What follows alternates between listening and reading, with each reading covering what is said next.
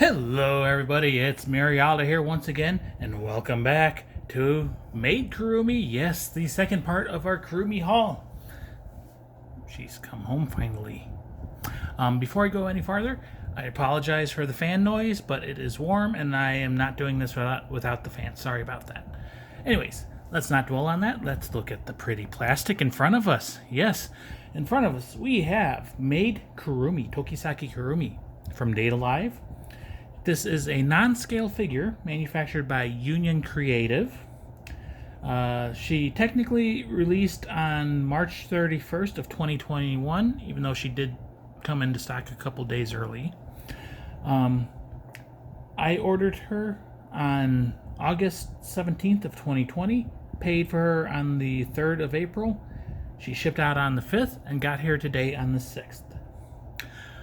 Brand new, pre-ordered at AmiAmi, she cost me 15,680 yen, or $147.78. So this is a Union Creative figure, and their quality is known to be iffy sometimes. Usually, in my experience, it's decent enough or pretty dang good. I've seen a couple pictures of her online, and I think she is one of their better figures, but we shall see when we get her open. There are a couple of things I'm not the biggest fan of her, and we will talk about that when we get to it. But looking in the box, she does seem technically non-scale, but I would say she's like 1/6, maybe even a little bit bigger. So yay. Let's get her open and see what she actually looks like. So she comes in a corrugated cardboard box.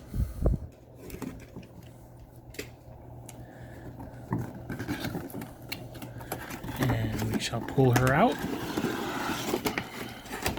and look inside the box, and it's just basically a wine color, solid color insert. So we shall put that off to the side. And there is Maid Kurumi in her blister packaging.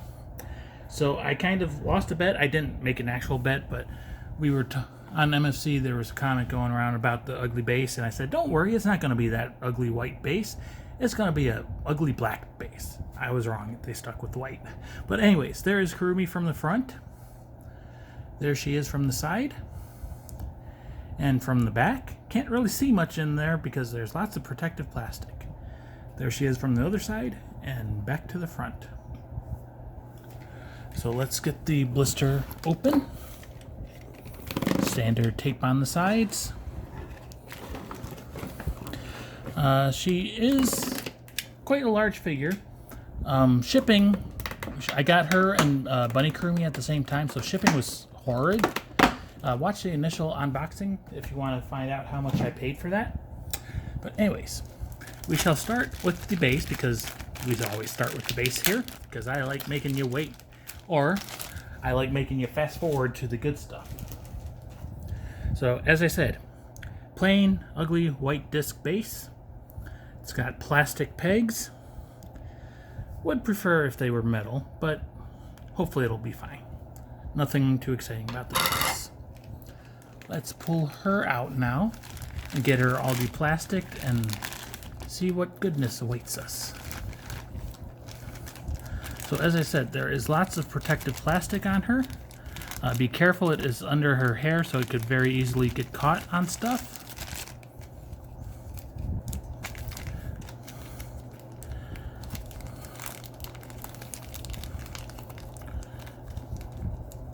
Is being quite the challenge, which is a good thing. It prevents paint transfers and everything.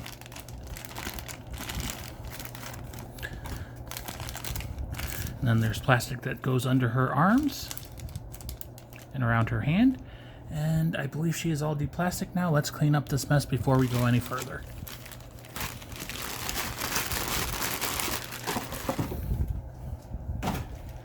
Okay, let's look at her.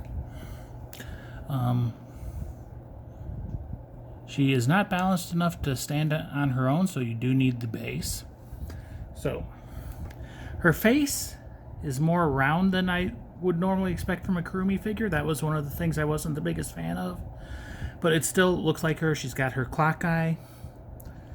And you can see some highlights and everything. It does look like the bottom three numbers are very light, faintly painted. They're not black, but that could just be like their little highlight. And then she's got her red eye. She is smiling, open mouth smile, no teeth, but tongue and lips.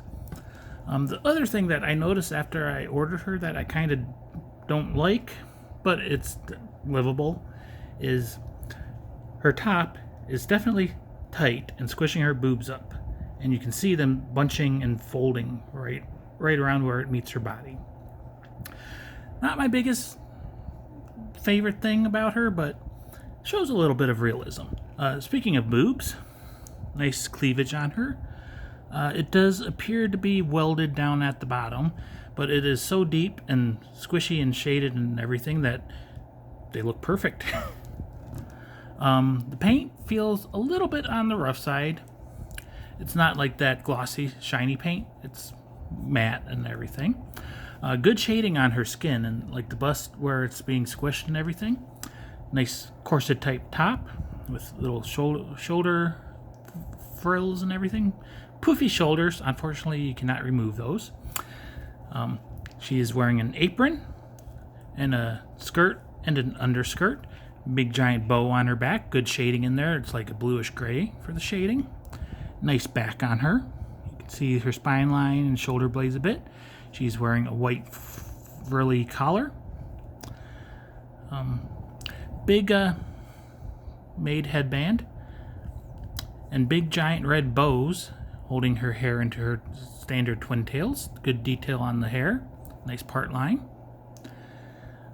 Fingers. Her fingernails are painted. The index finger on this hand and thumb are separate. The other three are one piece. And same on this hand. Not really holding the skirt very well, but I'd prefer it to be a little bit loose like that than to cause problems. She's got some very nice stockings on her and garter belts holding them up. You can see the bows, you can see lacing. The lacing is part of her leg, so they sculpted her leg, it out of her leg. So you can see the edges, which did not get any paint. But the paint that is there is clean, it's not bleeding over or anything. Got some frills around the top of her stockings. And you can see the straps are definitely working to hold them up, so there's wrinkles and everything. She's got some nice, powerful looking calves, very thick. And she's got some big, kind of chunky, shiny red shoes with a silver buckle on the strap. And yes, she definitely is wearing black ones and very meaty and thick and yummy and oh yes. And she has black soles on the bottom of her shoe, which is a nice little touch. From this angle, if you look carefully, I don't know if I can get it on camera, but you can see her midriff flesh as well. So the underwear does not go all the way up. Another nice touch, which typically you won't see. You can force the skirt a little bit and see her belly skin. Does not appear to have camel toe, which I like. Oh, and another thing that I really like, yes, that's right, we've got a little bit of strap gap. So let's get her on her base. I did see a video, and this is kind of unusual, but the big peg goes into her toes and the little peg goes into the support. So it's a little bit backwards than normal. Slides on very easily. With her pose, her right foot is up in the air just a little bit, which unfortunately does make her wobble, which would have been another reason I really would have preferred metal pegs over the plastic pegs. Let's tilt the camera down a little bit so we can get her completely in shot. And we'll do a little spin around. So overall, I am pleased with her. I think she is one of Union Creative's better figures. As I said, the paint, it's matte, so it's not smooth and shiny and everything, but I think it lends itself well to clothing and everything. The line around her skirt is pretty clean. If you get up real close, you might see a little bit of messiness, but it's not bleeding or anything. It's a little bit more messy on her shoulder straps and her bow. But other than that, from a distance, normal viewing distance, can't notice any of the issues. So yeah, I think she is worth the money. She is quite the large figure. Let's see. I don't have a ruler over here, so I will just take my notebook. It's standard 8.5 by 11. So we can see she is over 8.5 inches tall. Or 11 inches tall, actually. So she is quite a large figure. I'm happy with her. So yeah. We'll do another spin around and we'll close this video off. So this is Tokisaki Kurumi, the Maid version of her.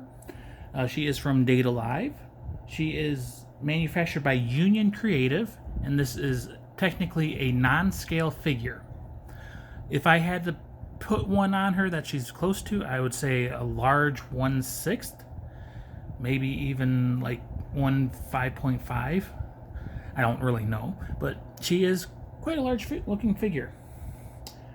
She released on March 31st of 2021, and I paid pre-order at AmiAmi 15,680 yen for her, or $147.78. I am pleased with this. Kurumi, while she may not be best date, she has a design that I absolutely adore and love, and she gets a lot of amazing figures. And this is really turning into the year of Kurumi. Just to give you a hint of some of the things to come in the near future, or maybe distant future. Anyways, I'm rambling. I hope you enjoyed. I'm out. See you next time. Bye-bye.